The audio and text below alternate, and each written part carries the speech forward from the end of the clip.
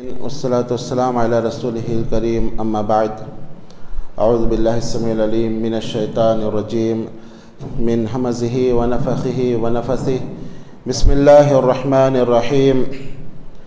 اللہ تعالیٰ کے فضل و کرم اور اس کی توفیق سے تفسیر القرآن کے سلسلے میں یہاں اس مسجد میر امتیاز علی میں بعد نماز فجر دروس ہو رہے ہیں، اور اللہ کی توفیق سے آج ہمارا 41واں درس ہے اور سورہ فاتحہ کی تفسیر چل رہی ہے۔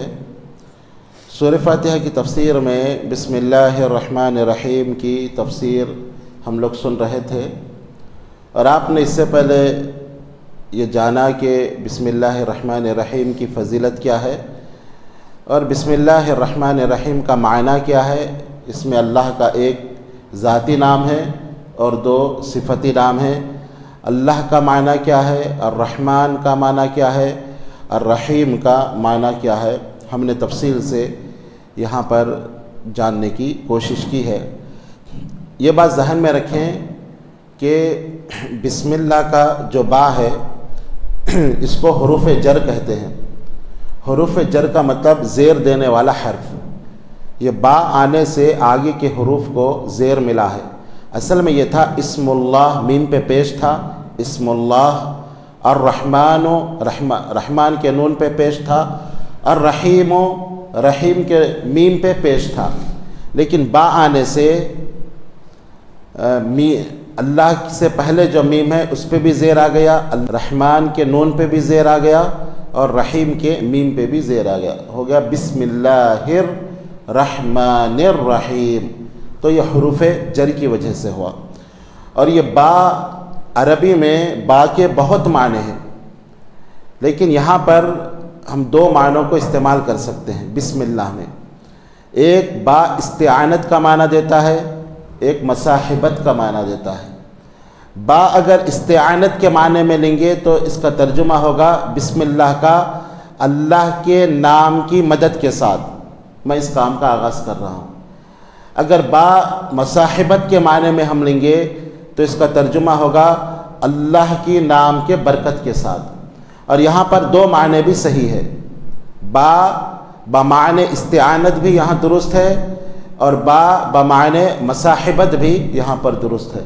کوئی بھی ہم کام جب بسم اللہ کہہ کے کرتے ہیں تو اس کا مطلب یہ ہوتا ہے کہ میں یہ کام اللہ کے نام کی مدد کے ساتھ کر رہا ہوں، اور دوسرا معنی یہ ہوگا کہ میں یہ کام اللہ کے نام کی برکت کے ساتھ میں یہ کام کر رہا ہوں۔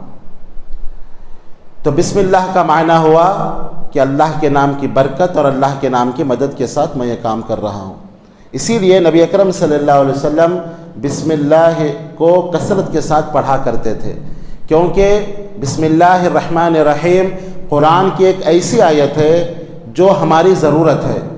ہر وہ کام جس میں اللہ کی مدد نہ ہو ہم وہ کام پورا نہیں کر سکتے، اللہ کے نام کی برکت نہ ہو وہ کام مکمل نہیں ہوتا۔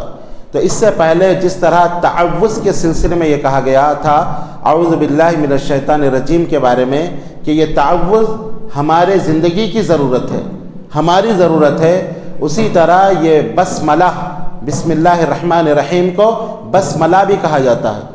تو یہ بسملہ یہ بھی ہماری زندگی کی ضرورت ہے۔ اگر ہم زندگی کو بہتر بنانا چاہتے ہیں تو ہمیں چاہیے کہ ہر کام کرنے سے پہلے قرآن کی اس آیت کو پڑھیں بسم اللہ الرحمن الرحیم۔ اور نبی اکرم صلی اللہ علیہ وسلم نے فرمایا کہ ہر وہ کام جس میں بسم اللہ نہ پڑھی جائے وہ کام خیر و برکت سے خالی ہوتا ہے۔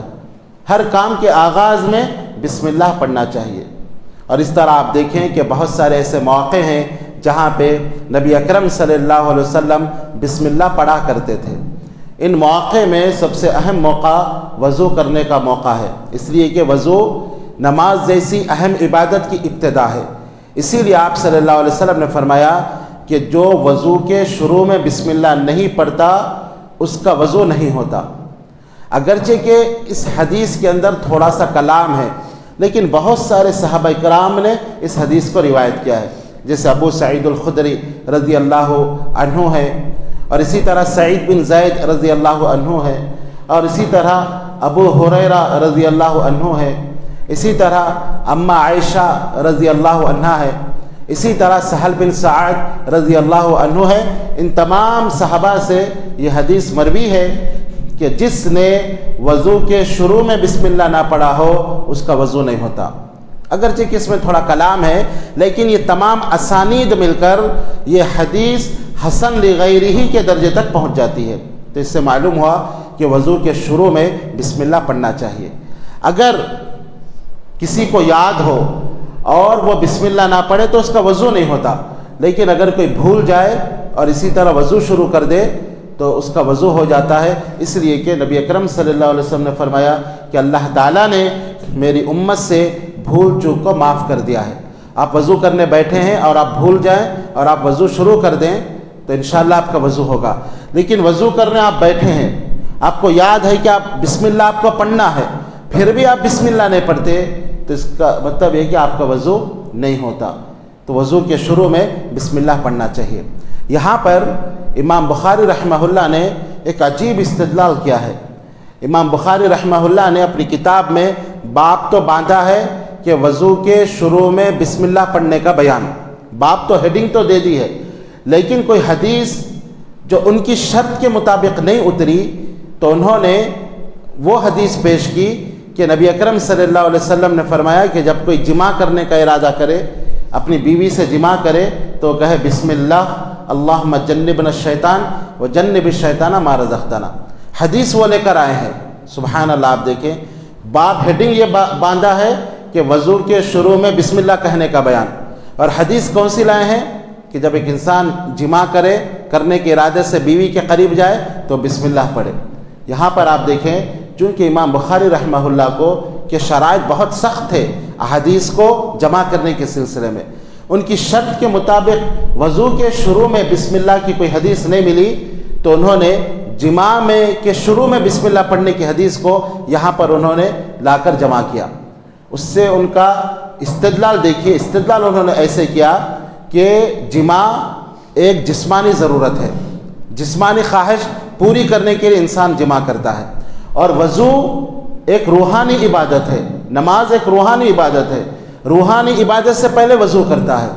तो उन्होंने इस्तिदलाल किया कि एक शख्स अपनी जिस्मानी ख्वाहिश पूरी करने के लिए जाए, वहाँ उसको बिस्मिल्लाह पढ़ना है, तो ये तो एक रूहानी इबादत है नमाज, तो यहाँ बिस्मिल्लाह पढ़ना बदर्जे औला बेहतर होगा।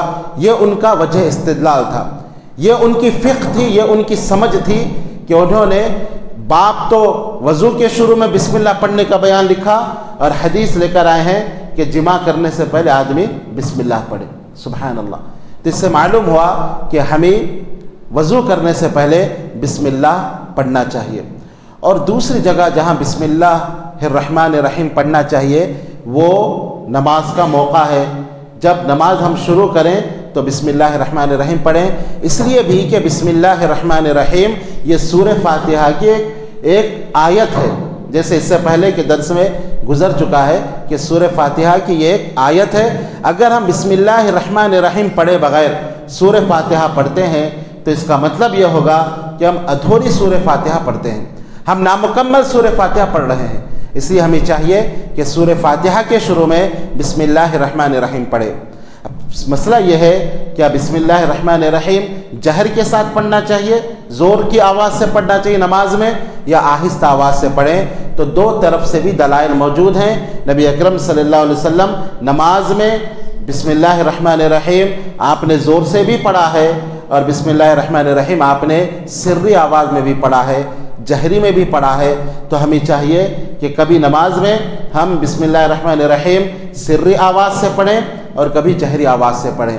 बाज़ उलमा कहते हैं कि नमाज अगर आप सिर्री पढ़ रहे हो तो बिस्मिल्लाहिर्रहमानिर्रहीम सिर्री पढ़ें, और अगर आप जहरी पढ़ रहे हो तो बिस्मिल्लाहिर्रहमानिर्रहीम जहरी पढ़ें।